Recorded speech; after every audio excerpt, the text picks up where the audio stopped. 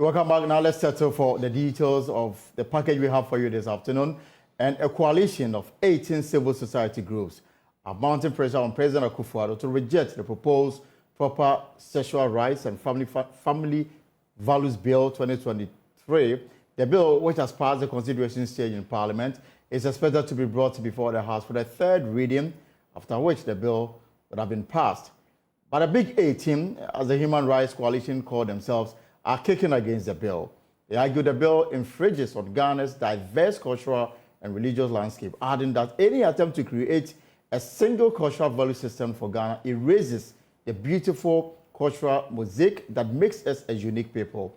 Let's get more on this as I'm joined in the studio, privileged actually, to be joined by Professor Audrey Gadzekpo, Board Chair of the Ghana Center for Democratic Development. Prof, you're welcome. Thank you very much. It's indeed a pleasure to have you on the show. It's wonderful to see you. It's been a while. Of course. And the bill is almost at a third reading. Yes. So some will say, is this your move, not coming in rather too late?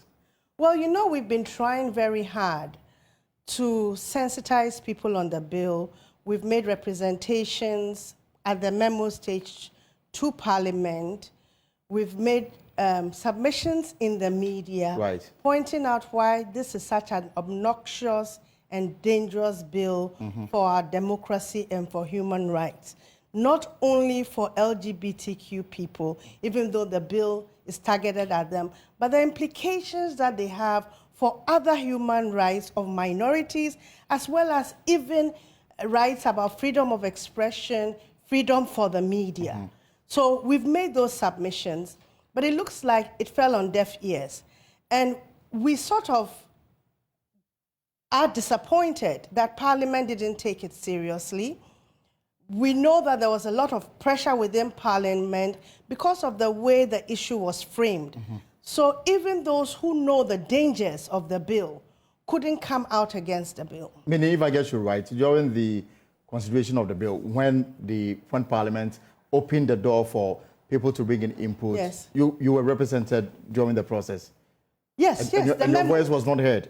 Yes, yes. Not just us. A lot of human rights organizations also sent memorandum and appeared before Parliament. That is true. But our points were not taken into consideration. They went through periods where they took out issues that we had raised about the bill, some issues, but the main substance of criminalizing sexual identity remains. Criminalizing speech remains. And that's where the danger is for, let's say, the media.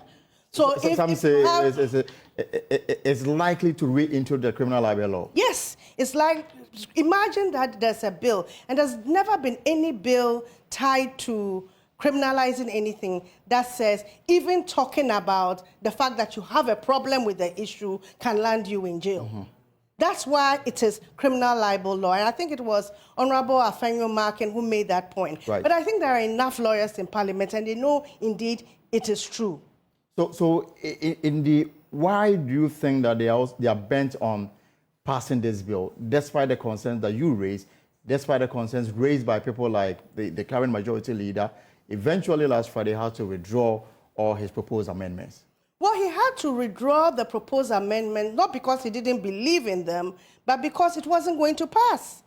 Okay? So let's be clear. It doesn't mean he's changed his position. He thought that there should be non-custodial sentencing in this instance. It didn't pass.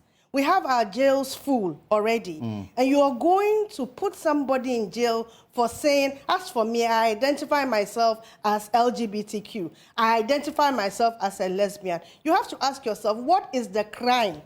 Even if you are a foolish person in identifying yourself as such and such an identity, how does it harm you?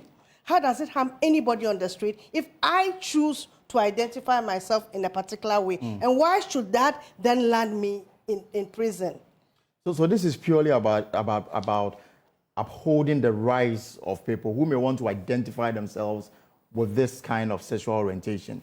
It is, yes, it is about upholding and respecting the Constitution of Ghana, which says that everybody has a right to a number of things. Being who you are is one, freedom of association is one, freedom of expression is one. And a problem for other issues. So today we are talking about LGBTQ people, but it can be applied to other minorities who the majority think is a problem. And that is why if you are going to follow democratic process in our constitution, you must follow the principle carefully, because that principle, if it's infringed, can be used inappropriately. You know, so for example, let me just give you an example. Yes. In the bill, and yesterday we had an engagement with media people. One of the things that struck us was that almost nobody had read the bill. We've had media engagements all over the country. Almost none of the media people present had read the bill. I don't want to be called before the Privileges Committee in Parliament, but I'm almost sure that a lot of people in Parliament haven't read the bill either. A lot of people in legal spaces who have commented on the bill haven't read the bill. Because if you read the bill, you have to be concerned. And for example, it actually has provisions on sex toys. Sex toys are banned under the bill. Right. And you have to ask, what is the business of government to determine that I can't use a sex toy in the privacy of my bedroom? And it is not, when you couch it in that way, oral sex, for example, is banned. When you couch it in that way, the bill doesn't say, but it is okay for heterosexuals to have it. Because heterosexuals have always been using sex toys. Heterosexuals have always been engaged in oral sex. Nobody has a problem with that. Am I lying? I mean, we are adults. No. Do you think there's a problem with consenting adults in the privacy of their bedrooms to use sex toys or to have oral sex? And do you think it is the business of people in Parliament to tell us that we can't do that? Do you? Well, I mean, in terms of privacy, you may have a point. Yes. So if you have a bill that actually has provisions like that, you have to be worried. You have to ask why. What's the motivation? Give me a minute. Sam George, and if you have time, we will play his tape. Is it 2012 or 2015? He talked about how we should respect the rights of minorities when they were accusing President Mahama of having friends who were homosexual. Do you recall? It was here in this Joy FM studio. Yes. So you have to ask him, what has changed for you, Sam George? Why are you changing your position now? Why are you seeking to criminalize that which you defended only a few years ago? Well, they have made it a point that this is a highly religious country, and our beliefs sort of is not consistent with what is being imported into the country. Perhaps one of the reasons. But it has not been imported. Let me contest that. One, it has not been imported. And the more we engage with people, the more people realize that we've always had homosexuality in our communities. But we've always had it. It's historic. It's not imported. One. After all, we import so many things that are harmful to us. We don't have bills against them. Anyways, one, you can't legislate morality. So yes, it is a moral issue. We may be religious, you may be a Christian, you may be a Muslim, and you don't like those processes.